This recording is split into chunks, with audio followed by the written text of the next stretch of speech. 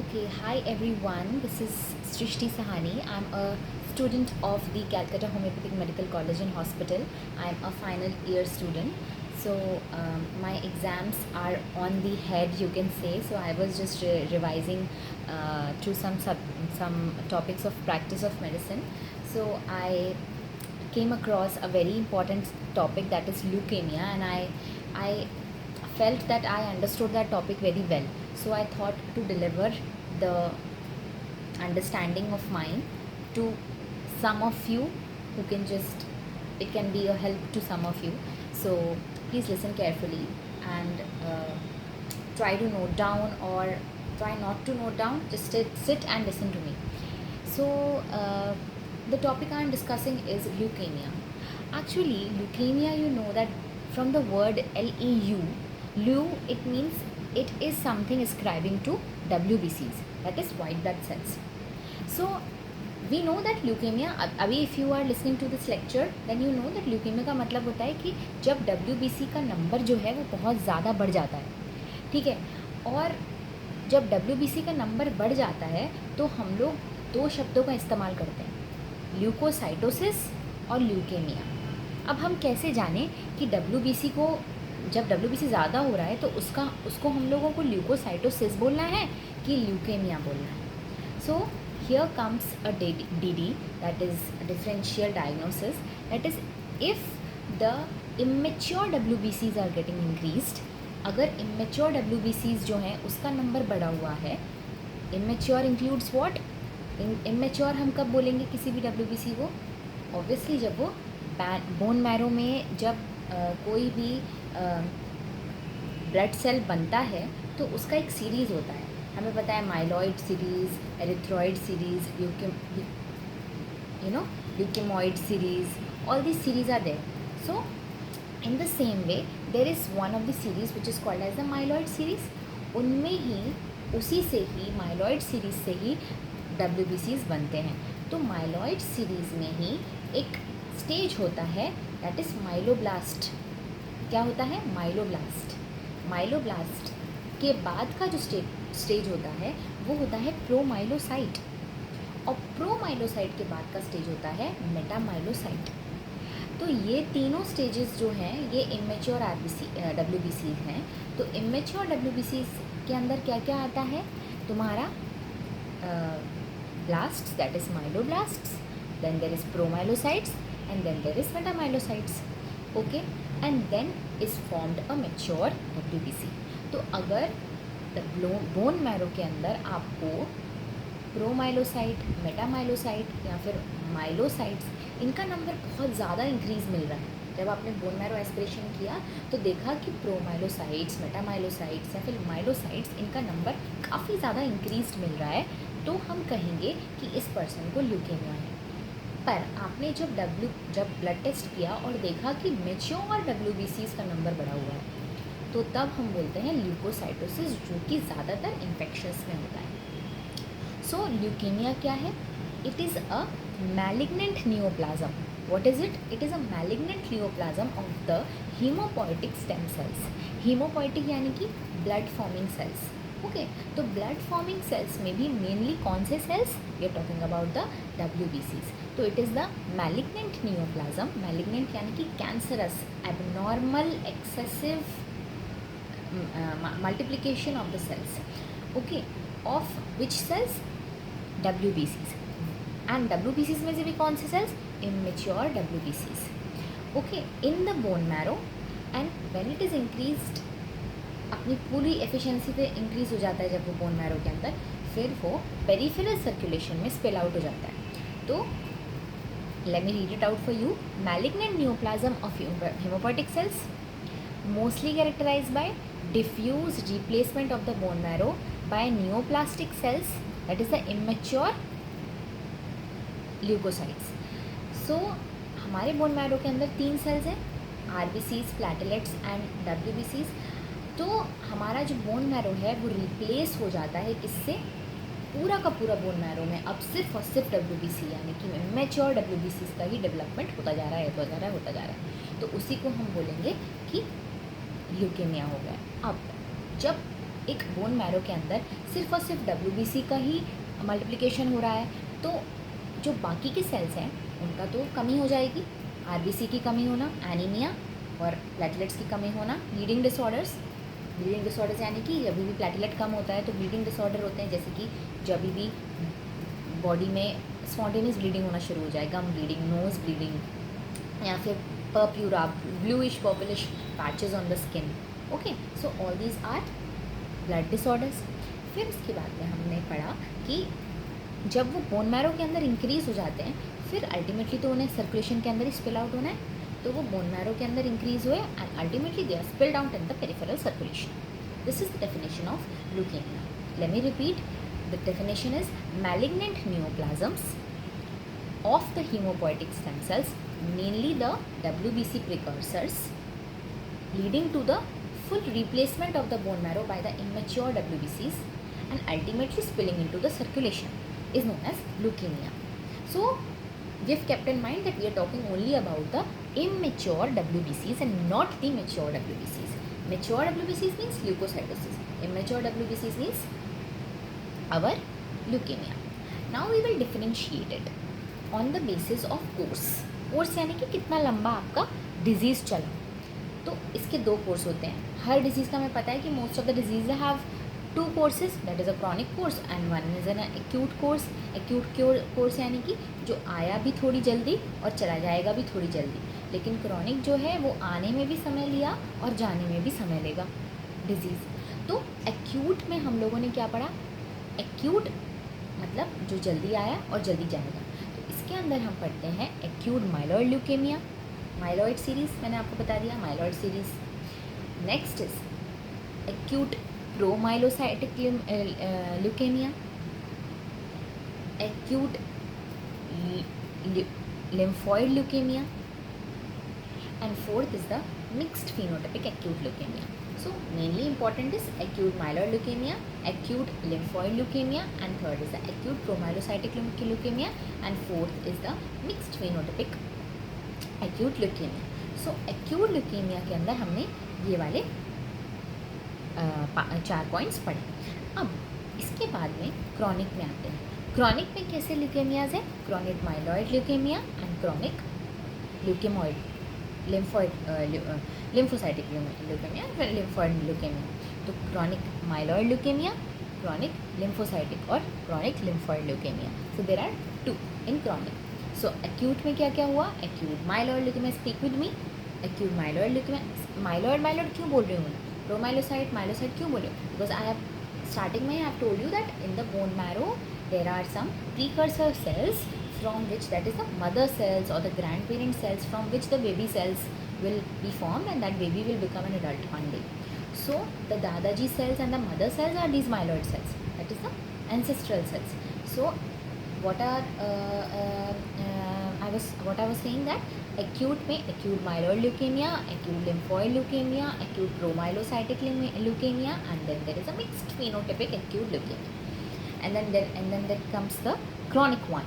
The chronic one includes the chronic myeloid leukemia, the chronic lymphoid leukemia. Done.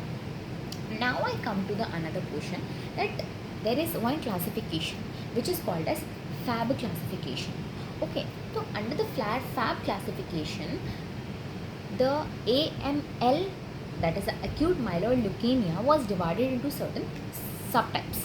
Okay, acute myeloid leukaemia को fab classification के हिसाब से कुछ parts में divide किया है, which includes M0, M1, M2, M3, M4, M5, M6.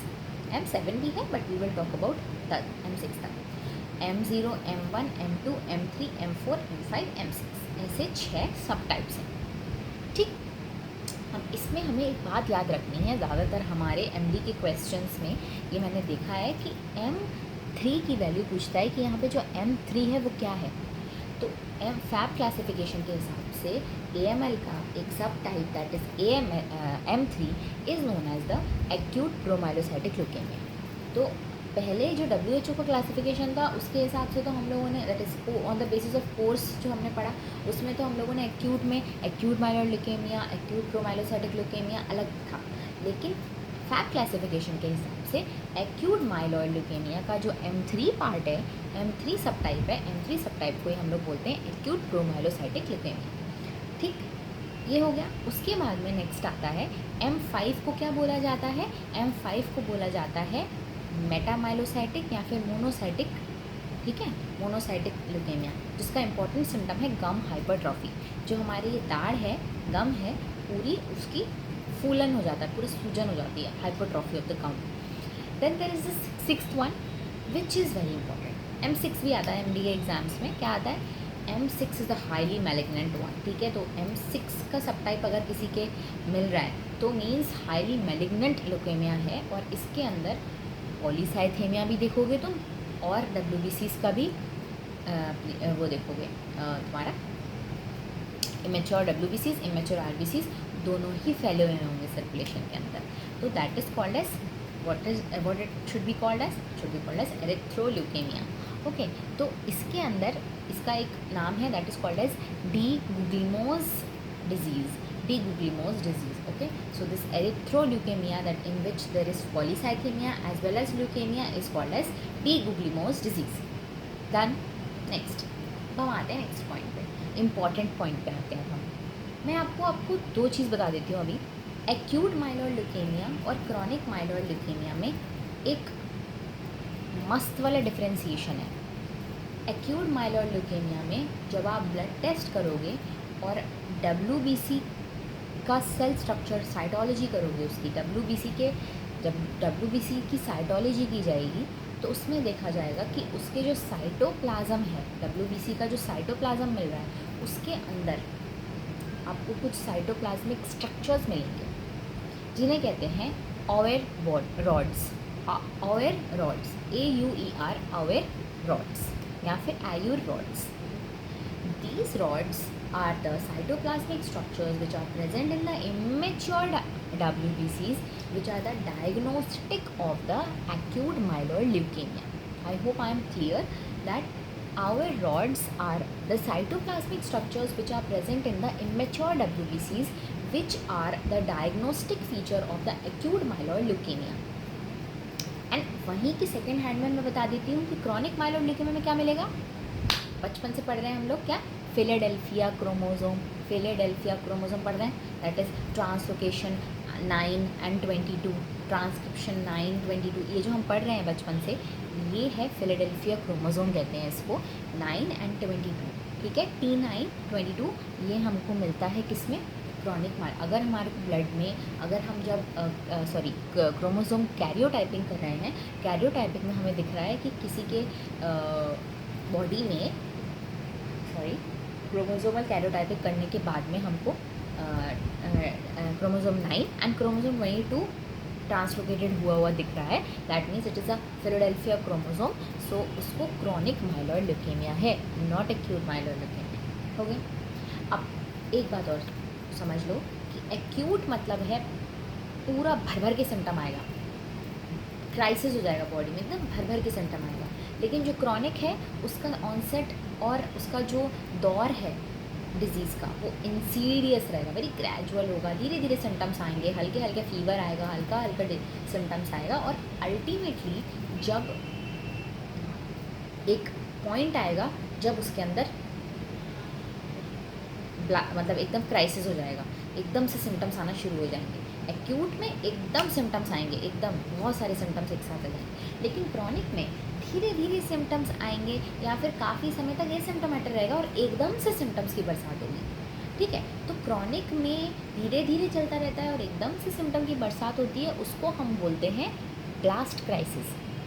जब chronic में धीरे धीरे इंसीडियस ऑनसेट चल रहा है और एकदम से देखा जा रहा है कि एकदम से देखा गया कि बहुत सारे सिम्टम्स आना शुरू हो गए, इतने दिनों से एसिम्प्टोमेटिक था, तो मतलब कि ब्लास्ट क्राइसिस।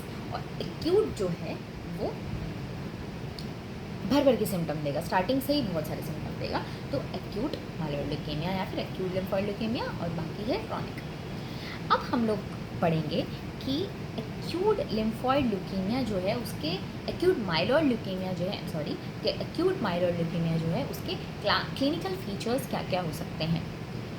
तो सबसे पहले तो ये बात हम लोगों ने जान ली कि ये हमारा बहुत सारे सिम्टम्स देता है। थोड़ा एज पे हम कॉन्सेंट्रेट करेंगे।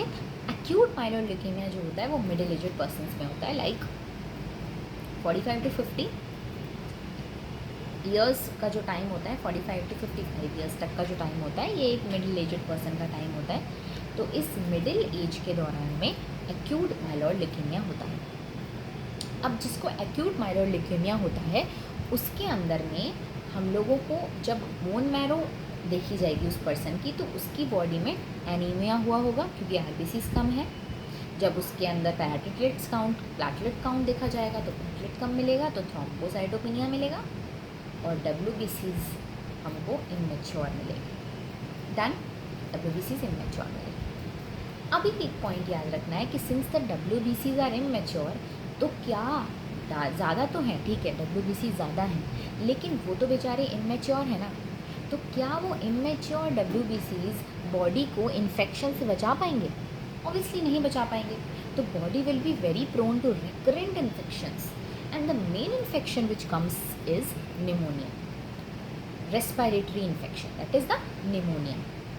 Okay, then another point is, अब बॉडी में पूरे पेरिफेरल सर्कुलेशन में WBCs फैले हुए हैं, इमेच्योर WBCs फैले हुए हैं पूरे सर्कुलेशन में। तो क्या होगा कि सिर्फ और सिर्फ ब्लड में तो रहेंगे नहीं, ऑर्गन्स में भी जाके बैठना शुरू कर देंगे। तो सबसे पहले कहाँ जाएंगे? आई का जो रेटिना है वहाँ पे जाके बैठ जाएंगे, और वहाँ जाके ब्लरिंग ऑफ द विजन करेंगे। तो कई बार होगा कि ब्लैकआउट हो जाएगा इंसान, कई बार उसकी विजन उसका कम हो जाएगा, तो blurring of the vision, first point. Second, अगर ये जो WBCs हैं वो बोन में जाके बैठ गए तो हड्डियों में दर्द होगा। स्पेशली यहाँ पे देखा जाता है कि स्टर्नम जो है उसमें जाके बैठ जाता है। अब इमेच्योर WBC स्टर्नम या किसी बोन में जाके बैठ गए हैं और वहाँ पे जाके मल्टीप्लाई करते जा रहे हैं, तो उस बोन का हल्का सा इन्लार्जमेंट भी होगा। तो देखा गया है कि जब स्टर्नम को टच करते हैं, उस पेशेंट के स्टर्नम को टच करते हैं, तो उसको स्टर्नल टेंडरनेस होती है, यानी कि स्टर्नम में पेन फील होता है। टेंडरनेस मीन्स जब आप किसी भी अफेक्टेड ऑर्गन को टच करते हो उसमें पेन हो तो उसे टेंडरनेस बोलते हैं। नेक्स्ट, अगर ये WBCs लिम्फ नोड्स, हमारे कितने सारे लिम्फ नोड्स हैं उनमें जाके बैठ जाए। लिम्फ नोड्स कहाँ पे हैं? पहले तो यहाँ पे हैं, सर्वाइकल लिम्फ नोड्स हैं, उसके बाद में एक्सिलरी लिम्फ नोड्स हैं, उसके बाद में हमारे मेसेंट्रिक लिम्फ नोड्स हैं, ओके, इंग्विनल लिम्फ नोड्स हैं। बहुत सारे लिम्फ नोड्स हैं हमारी बॉडी के अंदर। Adenoids are also a type of lymph nodes. तो हमारे लिम्फ नोड्स में अगर ये WBCs बैठ जाएँ तो लिम्फ एडेनोपैथी होगी।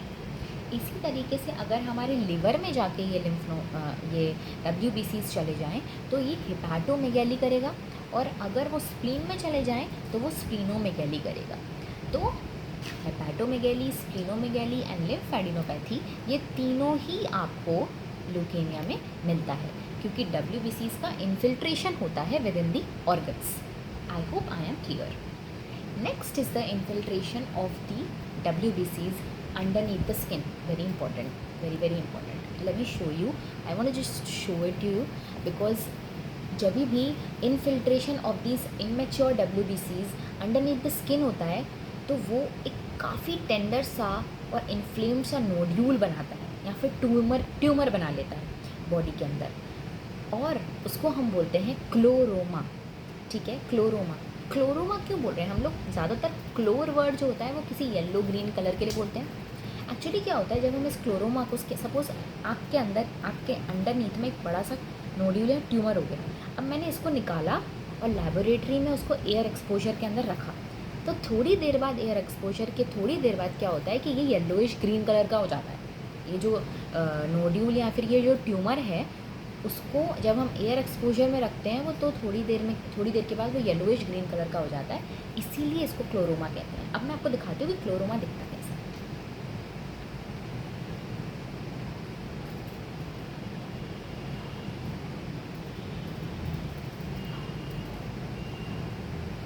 Just look at it. It is very dangerous.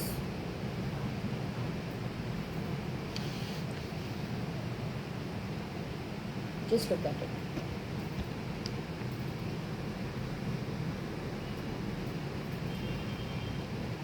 I think it's not visible. I will show you via back cam. Just look at it. इसके आँख में आपको क्लोरोमा दिख रहा है, दिस इज़ अ क्लोरोमा, एक tumour like structure, this is chloroma. Okay, so ये एक क्लोरोमा है। ऐसे स्ट्रक्चर्स या फिर ऐसे नोड्यूल्स बन जाते हैं स्किन के अंडर में, और वो क्या कॉज करते हैं। सो गाइज, अगर आप लोगों को जब भी कोई चीज़ समझ नहीं आती है ना, just go in the YouTube, go in the Google and look at the images of that particular thing, and आपको फिर इंटरेस्ट आएगा पढ़ने में, ठीक है। फिर उसके बाद में हम लोग ने क्या पढ़ा कि हाँ, एक बात और कि हाँ, आरी सेल्स मैंने बता दिया। आरी सेल्स एक एक्स्ट्रा पॉइंट है कि इन्फिल्ट्रेशन ऑफ दी जो इमेच्योर डब्ल्यूबीसीज हैं वो रेटिकुलो एंडोथेलियल सिस्टम में भी जाके बैठ जाते हैं ये डब्ल्यूबीसीज। तो वहाँ पर ऑब्वियसली स्प्लीन के अंदर ही है रेटिकुलो एंडोथेलियल सिस्टम, तो इसीलिए वो वहाँ पर भी स्प्लीनोमेगाली करते हैं, that I have already told. अब इसके बाद में इंपॉर्टेंट पॉइंट ये है कि इमेच्योर डब्ल्यूबीसीज हैं, मैच्योर डब्ल्यूबीसीज जो होते थे उनका एक लाइफ स्पैन होता था, थोड़े दिन बाद वो मर जाते थे। लेकिन जो इमेच्योर डब्ल्यूबीसीज हैं वो और भी कम दिनों में मर जाएंगे। तो डब्ल्यूबीसीज जितने दिनों में मरते थे उससे भी कम दिनों में हमारे आरबीसीज जो हैं वो मर जाते थे। हमारे जो इमेच्योर डब्ल्यूबीसीज हैं वो मर जाएंगे। तो क्या होगा, सॉरी, डब्ल्यूबीसीज जब मैच्योर होते हैं तो वो अपना लाइफ स्पैन ख़त्म करके एक टाइम बाद मरते हैं। लेकिन जो इमेच्योर डब्ल्यूबीसी है वो क्या है, वो जल्दी मर जाएगा, वो उसका जो डेथ है वो काफ़ी जल्दी हो जाएगा, ठीक है। तो एक डब्ल्यूबीसी का जो लाइफ स्पैन है इमेच्योर और एक मैच्योर डब्ल्यूबीसी का लाइफ स्पैन है, उसमें एक डिफरेंस है। तो इमेच्योर डब्ल्यूबीसी का सिंस लाइफ स्पैन कम है तो वो बहुत मर जाएगा जल्दी से। तो इतने सारे इमेच्योर डब्ल्यूबीसीज हैं, तो बहुत सारे इमेच्योर डब्ल्यूबीसीज का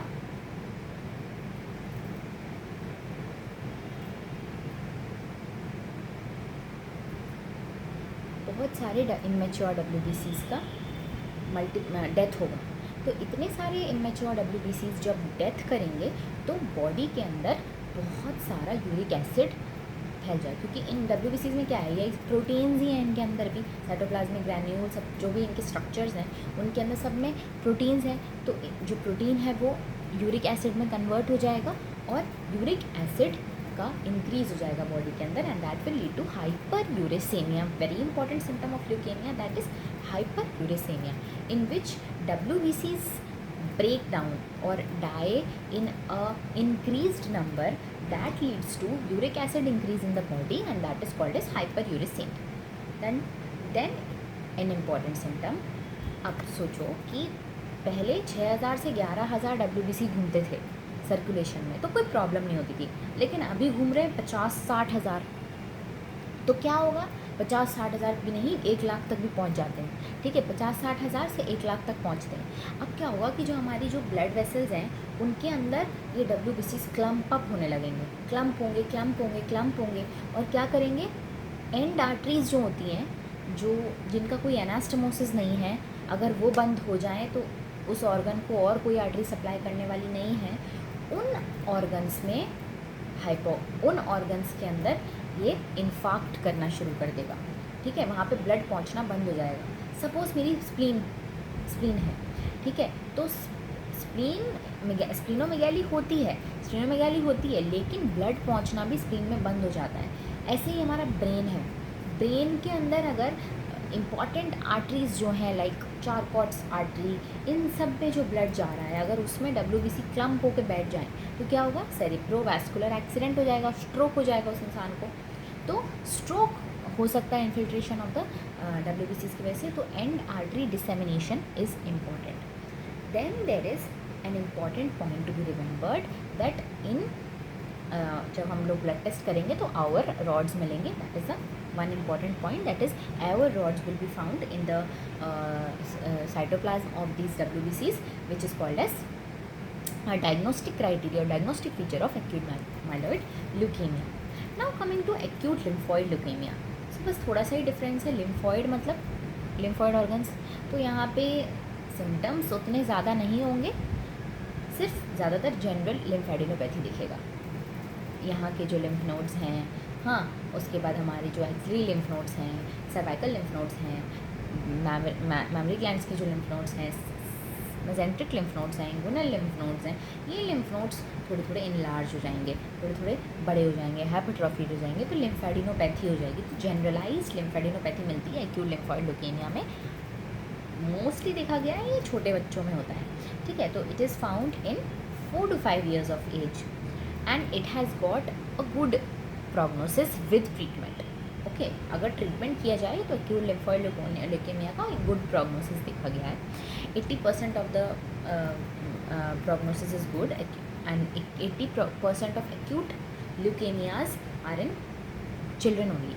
सो एक्यूट लिम्फॉइड ल्यूकेमिया और एक्यूट माइलॉइड ल्यूकेमिया में एक्यूट लिम्फॉइड ल्यूकेमिया ज़्यादा देखा गया है, ठीक है, ज़्यादा प्रिवेलेंट होता है। Then comes chronic myeloid leukaemia. So what is chronic myeloid leukaemia? Chronic myeloid leukaemia क्या होता है कि क्रॉनिक माइलॉइड ल्यूकेमिया में लो ग्रेड फीवर होता है, okay, constitutional feature that is low grade fever. Then there is hyper metabolic state in the bone marrow, hyper metabolic state in the bone marrow, साथ में fatigue, lassitude, weakness. Chronic myeloid leukaemia में भी हम बता चुके हैं कि क्योंकि क्रॉनिक है, इंसीडियस ऑनसेट है, धीरे धीरे ही सिम्टम्स आएंगे, उतने नहीं आएंगे। क्यों ऐसे होता है कि सिम्टम्स कम आते हैं? एक्चुअली क्या होता है कि स्टार्टिंग में जब एक डिजीज़ क्रॉनिक है, तब जब ये ल्यूकेमिया क्रॉनिक है तो जो WBCs हैं, इमेच्योर WBCs हैं, वो बोन मैरो के ही अंदर हैं, अभी तक वो पेरिफेरल सर्कुलेशंस में नहीं गए हैं, लेकिन एक्यूट में वो पेरिफेरल सर्कुलेशन में आ गए हैं। इसीलिए क्रॉनिक वाला जब acute that is blast crisis होता है उसके अंदर, तो ब्लास्ट क्राइसिस में सारे जो इमेच्योर WBCs हैं वो पेरिफेरल सर्कुलेशन में आ जाते हैं। तो क्रॉनिक अगर हम ब्लड टेस्ट कर रहे हैं और हम लोगों को WBCs, इमेच्योर WBCs हम लोगों को पेरिफेरल सर्कुलेशंस में ब्लास्ट सेल्स नहीं मिल रहे हैं, ठीक है, ब्लास्ट सेल्स अगर नहीं मिल रहे हैं तो हम लोग समझ जाएंगे कि अभी इसको क्रॉनिक माइलॉइड ल्यूकेमिया ही हुआ है। हाँ, माइलोसाइट्स, मेटामाइलोसाइट्स मिल सकते हैं पेरिफेरल सर्कुलेशन में, तभी हमको क्रॉनिक माइलॉइड ही बोलना है। लेकिन अगर ब्लास्ट सेल्स मिलना शुरू हो जाए, यानी कि और भी इमेच्योर सेल्स का स्टेज हमें दिखना हो जाए, तो हम नहीं बोल सकते कि इसको क्रॉनिक माइलॉइड है, तब हमें इसे एक्यूट माइलॉइड ल्यूकेमिया ही बोलना पड़ेगा। So that's all for today and I request कि आप लोग अपनी किताबों से, अपनी जिस भी किताब से आप पढ़ते हो, आप उसे रिवाइज़ करो। It is very clearly given in specially the undergraduate preparatory manual by Ramdas Nayak and Archit Balur. मैं उसी बुक को रेफ़र करती हूँ, तो please study and that's all for today. I hope I was of help to you people. Thank you.